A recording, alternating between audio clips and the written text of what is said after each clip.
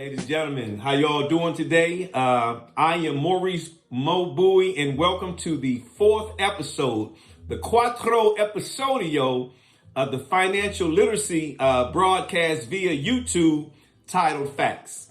And for you guys who don't know, FACTS is the acronym, ladies and gentlemen, for Financial Allies Creating Tailored Solutions. So I think the titles or the title of the Financial Literacy broadcast speaks for itself. You know how we always saying facts, facts, facts. Well, these are some facts that we present today. For you guys who have been here before, who may have participated in the previous 3 episodes or 1, 2, or 3 of them, I want to thank you guys. I want to say continue to hit those subscribe, like, and definitely the share buttons. For you guys who have not been here before, I want to say welcome. And I want to say gracias. I want to say thank you. I'm going to ask you also, you're not omitted or deleted from this request. I need you guys to hit that subscribe button, hit that like button, and hit that share button because our communities need to get this information. It might be some information that maybe you're an advanced investor and or saver. You know, they're 2 different things. And maybe there's some information that's too remedial or too platformish or foundationless for you. But again, there are people who may need this information. Now, if you were here before, you know that today we were scheduled to talk about phase 2 of building your financial house, which was regular savings. But I'm taking a detour. I'm making an executive decision and taking a detour because there have been some things that have happened in the investment in the finance world over the last couple of weeks that need to be presented and proposed to everyone ASAP. And I say that because, and this is kind of the title of the episode, the 4th episode today, is that timing and positioning, ladies and gentlemen, is one of the most important considerations and contemplations that we have to make when we're talking about investing. And I'm going to make another request. I'm probably going to make several requests, but this one is very important. What I did reference or refer a couple of seconds ago to platformish or foundational type of dialogue that we were having about financial literacy. But today we're going to get a little more advanced. And I'm saying that again because of timing and positioning, and I think you'll understand where I'm coming from in a few seconds, right? I need you guys, this is the second request, I need you guys to let go of all the FUD. And I don't know if you know what that means, but that is fear, uncertainty, and doubt. Today, I'm going to be speaking to you on what's being defined as until the emergence of AI or artificial intelligence, the digital asset space was defined as the fastest growing asset class in recorded history, ladies and gentlemen, growing faster than even the internet did, if you can believe that or not, growing faster than the internet did at its inception, right? And a big part of why the digital asset space, in my opinion, is growing so fast is, because of the internet. Because of the internet, information travels globally. Can y'all hear that? Just like that. And so at the end of the day, it is moving fast. Artificial intelligence has recently surpassed digital assets, but they're going to go all together. But again, I want to discuss today a little about digital assets and an opportunity for you to really maybe do some research on something that could really make a significant difference in the finances for yourself, your balance sheet, your net worth, and your family's financial well-being and stability. So anyway, y'all do me a favor, open up your mind today. Open up your mind for these 10, 15, maybe 20 minutes. Open up your mind, omit and delete all the fear, uncertainty, and doubt, all the negativity that people may have been whispering and planting and creeping into your life and raping you of your financial positivity and your financial openness to look at things that might be very beneficial to you and more importantly, your families. So what I'm going to do, as usual, I got my notes on my computer here. There's no way I can commit all this stuff to memory. And I'm going to go through some things, and I'm hoping that you're with me, and I'm hoping that you'll enjoy what we're getting ready to discuss. And I hope, more importantly, that it'll be something that's beneficial to you. All right. So now I want to go to what if. Again, timing and positioning, ladies and gentlemen, is paramount, right? Very important, very significant. Imagine this, guys. Imagine back in 1997 or 98, somebody came to you, and said, you know what? I read something about some guy named Jeff Bezos, something like that. And he has this company called African Safari or Amazon or something. So just imagine somebody came to you with that idea and you guys collectively put your heads together and y'all went to start doing your research on it. And so let's say you took advantage of the IPO or initial public offering for Amazon back in 97 or 98, whichever one it was. And you guys invested $10,000 into the IPO. Do you know it's documented that 20 years later, that account that ignited at 10,000 would have been worth over 20 million bucks. Now, some of you guys may have participated in IPO or done very well with Amazon in the years to follow up until now, 2024. I didn't participate in the IPO. I got in later through some ETFs, but I never got the growth or took advantage of the growth potential that was available to us at that point. So I'm going to give you, imagine that though. Imagine what would your life be like now with that 20 plus million bucks? In 2018, ladies and gentlemen, now I'm leaving Amazon. That was a true situation. I'm leaving Amazon now. So in 2018, a gentleman comes to me and asks me to take a look at something relating to the digital asset space. And if you guys are not familiar, the digital asset space consists of topics like blockchain technology, which in my opinion is the most important aspect of digital assets, digital currency, smart contracts, distributed ledger technologies, and some other things, right? So now clearly we can't get into all that right now, but when the gentleman came to me, he came to me, ladies and gentlemen, to talk about Bitcoin. Now, you guys should have heard about Bitcoin or cryptocurrency as it's so often considered because they're kind of synonymous and you consider one with other, even though most people don't know anything about it. Actually, the global penetration as far as participants in digital assets right now is only like 5%. But the guy came to me, he said, hey, my boy. You need to look at this thing called Bitcoin. And now this is in 2018. Now I'm going to tell you what happened. Because of the messenger, and I vowed to never make this mistake again because it was a big mistake. Because of the messenger, I didn't really pay it a second thought. He coming out the gym. I'm going in the gym. Hey, look, man, I got to go in here and do my daggone bench press, which I couldn't do right now with these injuries. But I didn't pay it any mind. Now, fast forward for 2021. And now we're talking about 3 years after I ran into that gentleman and was introduced to that part of the digital asset space, Bitcoin. And and another person brought it to my attention. Now, during these 3 years, you would have had to have been living under a rock or on the moon not to have heard about cryptocurrency or digital assets or Bitcoin or something. You had to have heard about something, right? Well, I did if you didn't. And I heard where people were making money and things were going pretty good from an investment standpoint. And I knew I wanted to do it, but I just did not know how, right? So when this opportunity was presented to me, I pounced on it because I wanted to do it again. I just didn't know how and I wanted to learn. So I participated.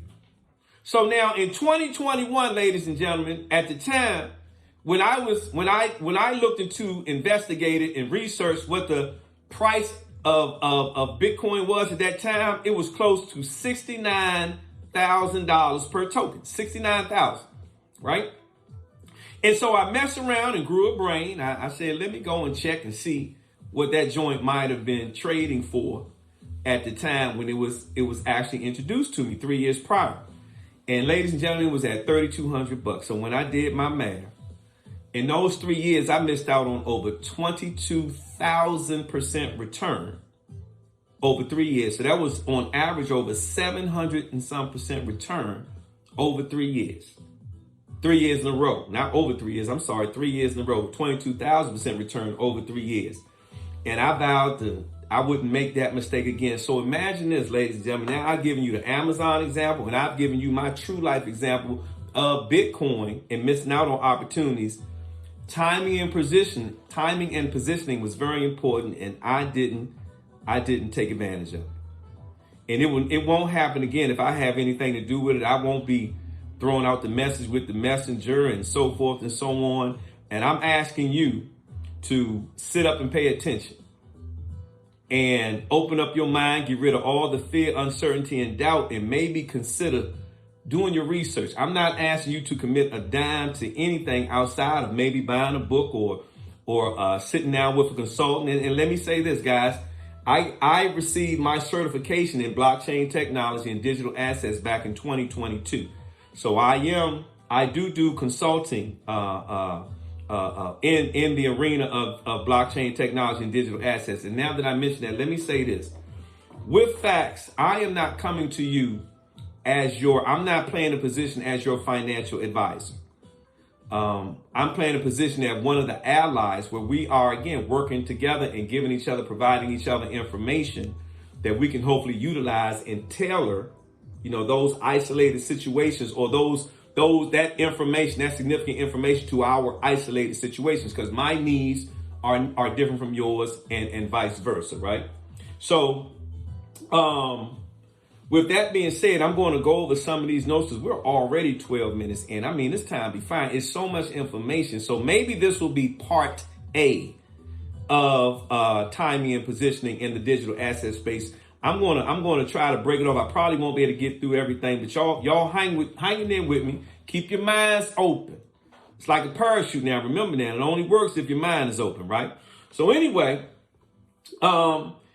I'm going to say some facts to you. And I want y'all just to start just taking this all in and consider it and think about it, process it, whatever the heck you got to do, right? But don't wait too late because, again, timing and positioning is everything. And so right now, and again, I'll come back to this later. Right now, it's very important that these are the times that you have to really look into it. If you're going to get into it, timing and positioning. So facts, ladies and gentlemen. This asset class, this being digital assets, has been defined as one of the 4 most informative innovations in the history of commerce. And this is going to trip you out. They're putting it up there with the 3 previous, which is fire, like fire, poof, fire, the wheel, and the internet. Blockchain technology, which is a significant and to me the most important part of digital assets, is what's being defined as that 4th wheel on that. It is being defined as the most profound innovation in commerce since the internet. Before the recent emergence of AI or artificial intelligence, blockchain technology was classified as the fastest growing asset class in recorded history, growing faster than the internet did at its inception. And I mentioned that earlier. And you may not do your research. Do your research, okay? It's being defined as Internet 3.0. I'm trying to get you guys to stay focused and just take all this information in. Some of it is going to really blow your mind because it blew mine. You feel me? It blew mine. But when I tell you, I personally am experiencing it. I've been investing now in the digital asset space since late 2021, November of 2021. All right. So it's being defined as Internet 3.0. The Internet 1.0 was the internet of people like Facebook or social media. Y'all know how important that is and how that blew up.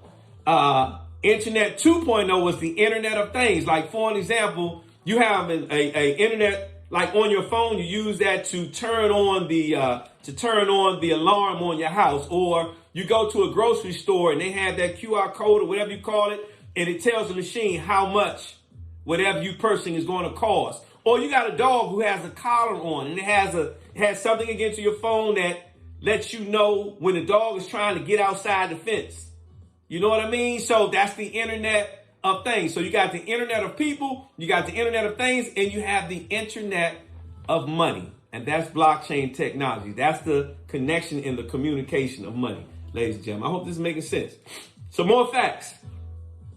And you know what? The purpose and objective of these facts is to get you to understand the relevance and how significant, I'm telling you, what we're talking about and the validity of what we're talking about is. Because a lot of people right now still don't have a clue. They lost and they don't understand, right? So anyway, here we go.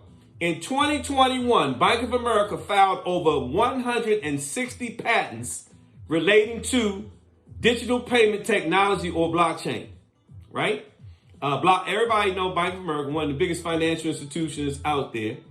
Approximately 90% of all banks globally are developing blockchain technology.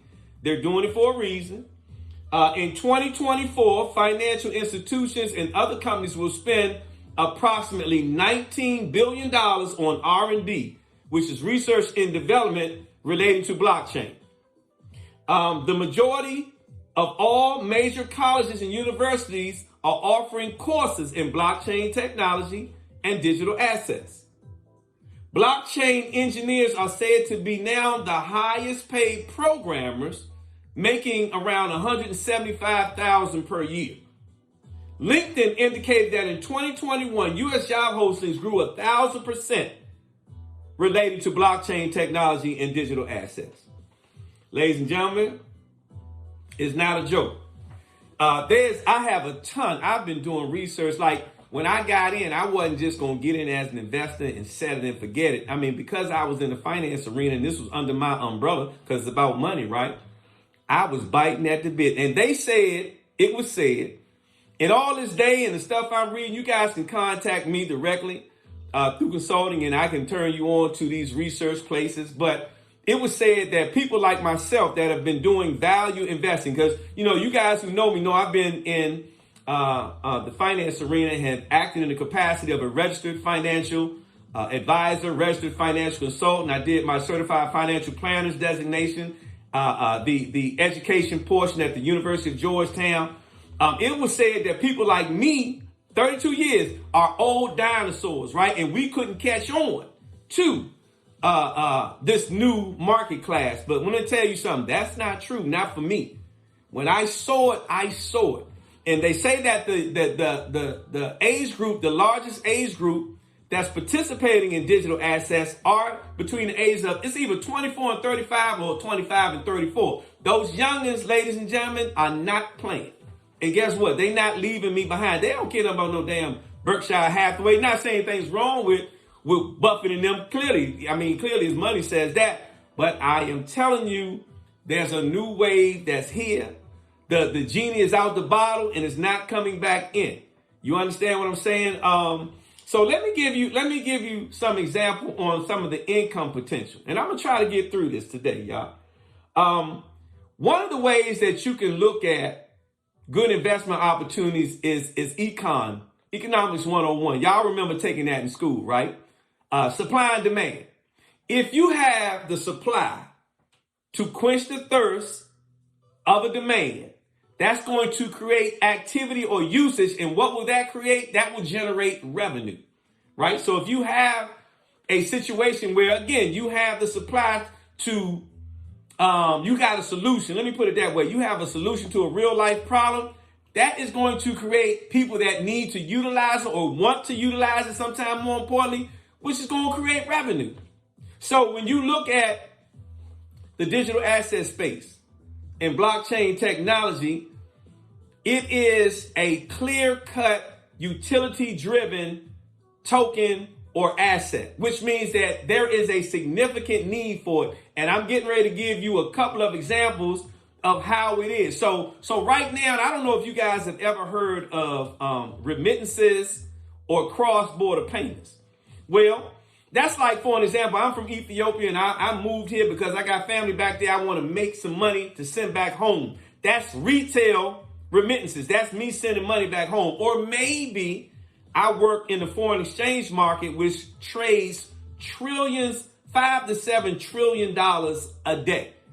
There's major money being moved in these markets, cross-border payments and remittances. Right now, the leading organization, the bigwig that handles that, is an organization called SWIFT, which stands for the Society for Worldwide Interbank Financial Communication.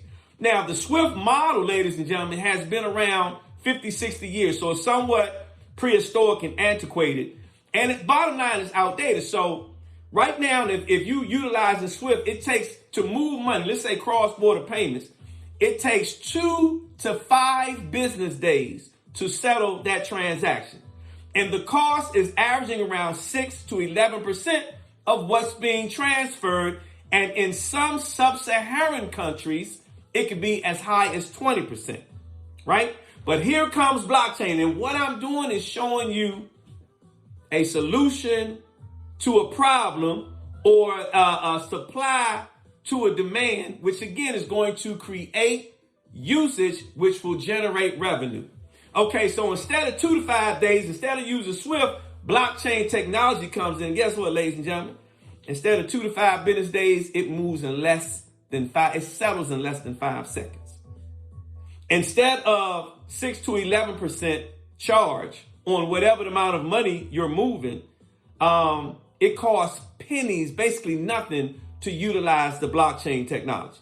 So you tell me where people like us doing just little money, doing sending money back home, or sending money to your brother in California, or whether you're a big institutional guy or institution, moving trillions of dollars or billions or millions of dollars, which direction would you rather go in? What would you do? So again, I mean, that makes all the sense. Financing makes all the sense in the world. So let me give you a real estate one, because all y'all in the real estate, everybody in the real estate, right?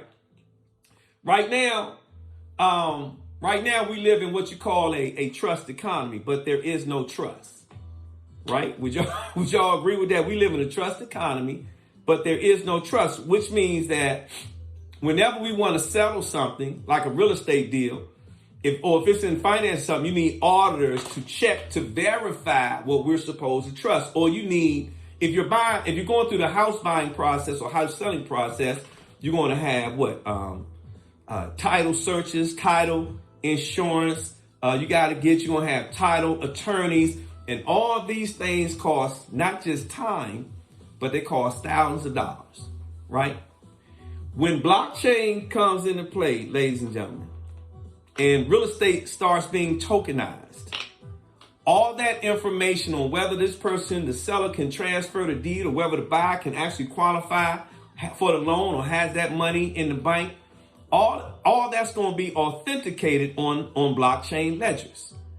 And so all the costs and the time that were associated with the real estate process that we know is going to be null and void, ladies and gentlemen. It's going to be obsolete. As a matter of fact, it is said that when that's incorporated, and it's coming, when that's incorporated, we'll be able to go to closing on the same day, if we want to, that we actually endorse or sign the agreement or contract. Ladies and gentlemen, it's coming. And, you gotta sit up, I'm telling you, and pay attention and look at all the things that's going on with this blockchain technology and digital assets and smart contracts and distributed ledger technology. And I may have said digital currency already. It's coming. It is coming, ladies and gentlemen. Auditors and the frictional costs relating to all those middlemen needed to verify and validate these transactions are not going to be needed anymore, because it's going to already be in the blockchain. But again, I'm going to go back to supply and demand, Econ 101. We're going to have, those are going to be solutions to big real world problems that people are going to jump on. They're going to utilize it, which is going to create money and investment opportunities in this asset class. And that's why I'm saying, guys, we got to open up our mind, right? We got to open up our mind and really just start to pay attention. Do your research. Again, no one's asking you, I'm finished with these notes. No one is asking you to commit anything. But I'm going to say this to you. When I say time and position, there's something in the digital asset movement called halvening. And it happens every 4 years, ladies and gentlemen. And what happens is the value of these currencies in this digital currency market shoots up drastically. And so, but right now, ladies and gentlemen, is the time. And it happens in around April. And it's going to happen in April of 2024. So right now you have some time to do your research and time to actually, you may want to actually invest. It is investing, ladies and gentlemen. And nothing, let me say this. Past performance is not indicative or does not solidify future results. We know that. But at the same time, can you afford could you have if you knew about Amazon back in 97, 98, would you have done it?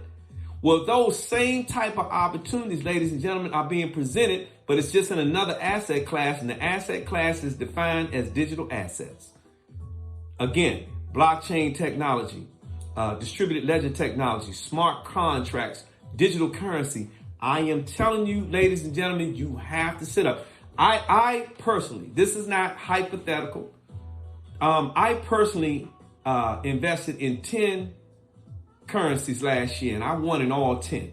And I'm gonna let you know like this: the lowest rate of return I got of those 10 currencies was like 24 or 27%. 24 or 27%. Now you're gonna hear horror stories because it's investing, just like Microsoft could lose money at times. McDonald's may drop. Pepco may fall. That's the nature of equity investing, like the stock market. Digital currency is exposing yourself to some risk, but there's the reward that's associated with that. I mentioned to you Bitcoin, ladies and gentlemen, in 2023, according to CoinDesk, my investment return on what I did in Bitcoin last year was over 157%. How's your thrift savings plan looking? How's your ICEMA RC, district government employees? So how's that looking with your investment, your asset allocation? How's your 403B plans doing? How's your annuities doing? I'm not saying it's not a place for those. I'm saying that there is a place for this. This is probably the last wealth gap closing opportunity that you and I will experience for people in my age bracket. I'm telling you, guys, again, sit the hell up and pay attention. It is not a joke. Start doing your research. Hire your consultant. Again, I do consulting work. I do. We can sit down, define, because most people don't understand the digital asset space. We can define that so you have a better comprehension of it. We can look at different investment thesis. We can look at, and again, I'm not here acting as your financial advisor. I'm not doing that. I'm saying that collectively we can look at these things and really start making some sense of this whole thing and actually define whether it's for you or it's not for you. Everyone has different risk tolerances, different investment goals, different economical backgrounds. So we are different, but at least have the opportunity, at least define the animal before you even attempt to attack it.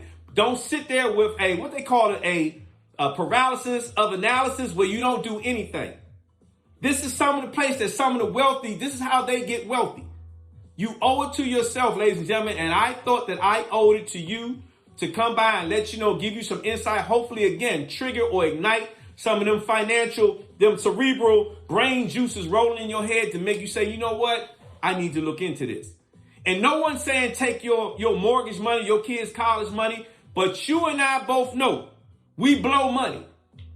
And the opportunity cost right now, ladies and gentlemen, is so low. So let's say I could get you or show you some investment opportunities where the tokens you can buy for under $1 or under 50 cents or under 20 cents right now. It won't be that way 6 months from now, but right now. And we're throwing away $200, $300 at the clubs, at the parties, at the restaurants. How many tokens could you have purchased? We can't afford to do it. I don't think we can afford not to do it. So with that being said, ladies and gentlemen, I want to thank you again for tuning in to the fourth financial literacy YouTube broadcast titled Facts. Financial Allies Creating Tailored Solutions.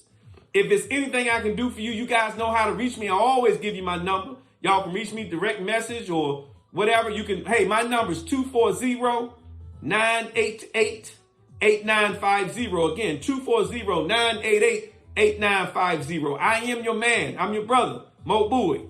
I always close with this. If you fall financially, physically, whatever you do, fall on your back. Again, because if you can look up, ladies and gentlemen, your ass can get up. With that being said, I love you guys. I look forward to talking to you and look out for episode number 5.